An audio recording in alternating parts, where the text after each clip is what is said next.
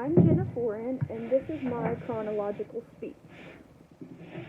So today I'm gonna tell you about how I figured out and got a good reminder that I am one in a million. I always thought I was pretty typical, just like everyone else, and then in 2012 I got really sick, and it ended up that I was diagnosed with a heart condition called myocarditis that a lot of young athletes get. A lot of times it goes undiagnosed, and so when you see these like football players, cheerleaders, people like that, just young kids mysteriously dying during sporting events, that usually is the cause of death. So I was lucky because we found mine, and I was diagnosed and treated. But then I didn't really get any better. They told us that within a month, I should be fairly back to normal, just no playing sports. So that month came around and I never really got better.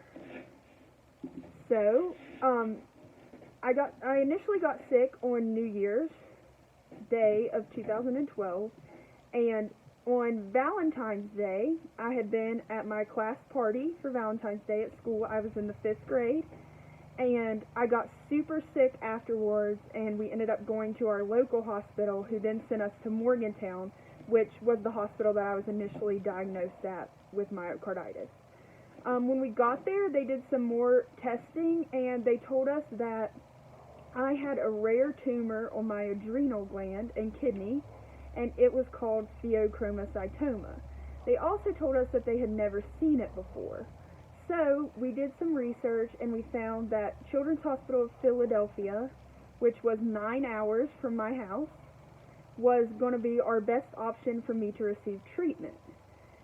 On February the 15th, I went to CHOP, and this room right here, I spent 29 days in that little room getting treatment. Below that is just a picture of the city of Philadelphia. During my treatment, I was on a regimen of medicine to get my body stable enough to have surgery. I then had a 9.5-hour surgery to remove the tumor and remove my left adrenal gland. They thought that they had gotten all of it, and they did get all of it, so I was fairly healthy. I spent the next 8 years just being a normal teenager. I went to middle school, I went to high school, I went to proms, I graduated, I got accepted to college, I did all of that. And then in 2019, it was the fall semester, and I just began going to school at Concord. It was about mid-September, and I started feeling bad. I started feeling some similar symptoms to the ones that I had felt before back in 2012. And so I follow up with doctors regularly. So it was time for me to follow up, and they did some blood tests and scans and found out that I had a reoccurrence of the pheochromocytoma, which then led us to do some genetic testing, because it's rare to get it once, but it's even more rare to get it twice. So we did some genetic testing, and it actually turns out that I have a really rare genetic syndrome called HPPS, and that means hereditary pheochromocytomas and paraglomas syndrome. That means that for the rest of my life, I could potentially get pheochromocytomas. There will hopefully just be able to be removed, use medicine, and they'll be able to be removed. And that is what it's going to be.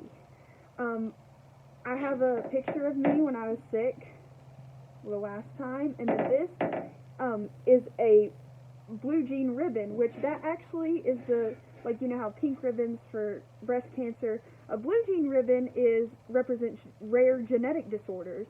So I have a rare genetic disorder.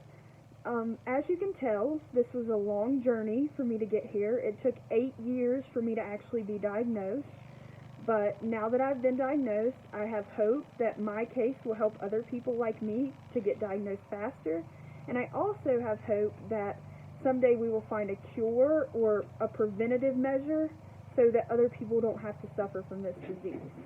Thank you.